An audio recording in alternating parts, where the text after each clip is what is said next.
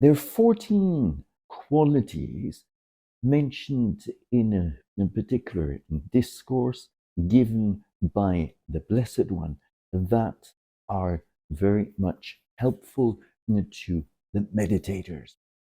The Pali original text states the following: Karanyam attakusalena yamta santam padam abhisamecha sakko ujucha suhujucha suacho jasa mudu anatimani.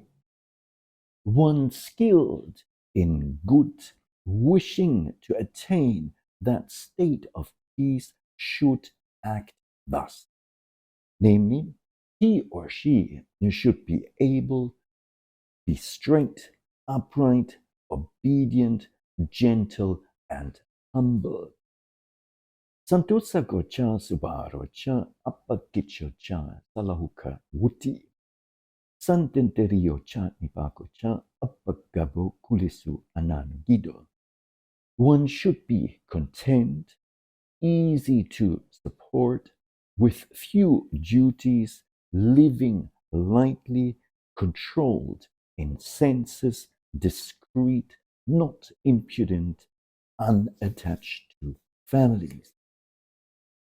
The first quality to cultivate is given in Pali as sakko, which is an adjective and means to be able or possible.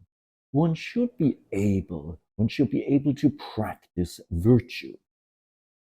Now, a person who practices ethical conduct, namely sila, must have faith that such practice is beneficial. Otherwise, one wouldn't want to practice sila. Furthermore, one needs to be healthy. If a person is lazy, he or she cannot practice sila. Thus, zeal, effort is necessary. Furthermore, those without intelligence cannot practice sila. One needs to possess intelligence. Possessing these four qualities, one is thus considered able to practice sila. A retreatant needs to check for herself or himself whether or not one is possessing these four qualities.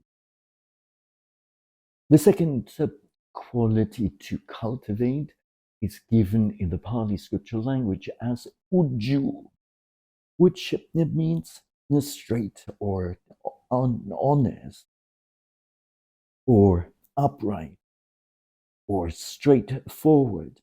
One should be straight or upright, or one needs honesty to practice sila.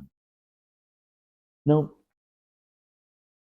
the Buddha's teachings contain a clear definition of the mental factor of rectitude, ujukata, in the Pali scriptural language. So rectitude is straightness. The twofold rectitude has the characteristic of uprightness of the mental body and consciousness, respectively. Its function is to crush tortuousness, trickiness of the mental body and consciousness, and its manifestation is non-crookedness. Its proximate cause is the mental body and consciousness. It should be regarded as opposed to hypocrisy and fraudulence, which create crookedness in the mental body and certain consciousness.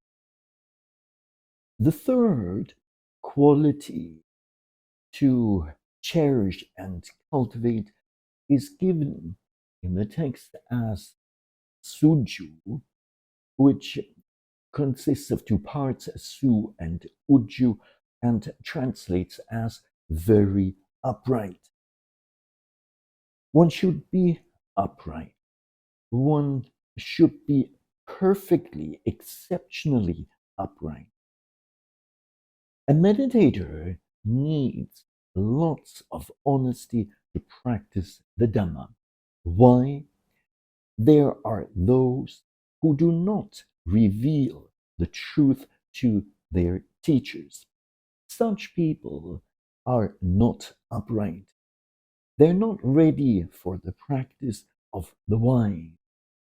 If a retreatant does not report the truth to a meditation teacher, then it will be difficult for the meditation teacher to assess that meditator's practice and to give proper advice.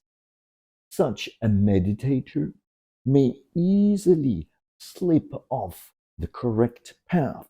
Therefore, the Buddha stressed uju as well as suju, being upright and exceptionally upright.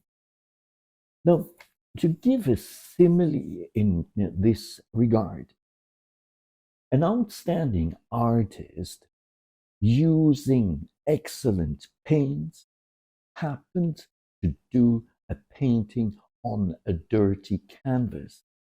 The outcome will be mediocre. Likewise for meditators. If a meditator is not honest, then the outcome of meditation will be mediocre. When the outstanding artist does a painting with first-class paints on a clean canvas, then the painting will be very clear. Likewise, when a meditator's mind is pure, then his or her practice will be very clear.